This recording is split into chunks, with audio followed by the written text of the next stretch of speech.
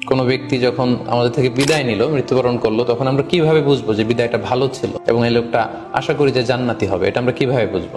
মৃত্যুর সময় যদি কেউ আল্লাহর জিকির করা অবস্থায়, আল্লাহকে স্মরণ করা অবস্থায় কিংবা শাহাদাত বাণী পাঠ করে যদি মৃত্যুবরণ করতে পারে, তাহলে আশা করা যায় যে এই মৃত্যুটা খুব ভালো মৃত্যু হয়েছে।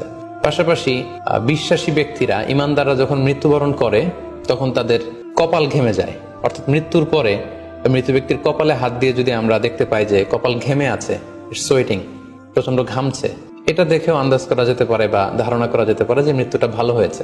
পাশাপাশি জুমার রাতে যদি কেউ ইন্তেকাল করে, বৃহস্পতিবার দিবাগত রাতে, নিঃসন্দেহে সেক্ষেত্রে লোকটার ইমানদার হতে হবে, সৎ ব্যক্তি হতে হবে। সেক্ষেত্রে এটা একটা ভ্যালিউ অ্যাড করবে যে জুমার রাতে সে ইন্তেকাল করেছিল।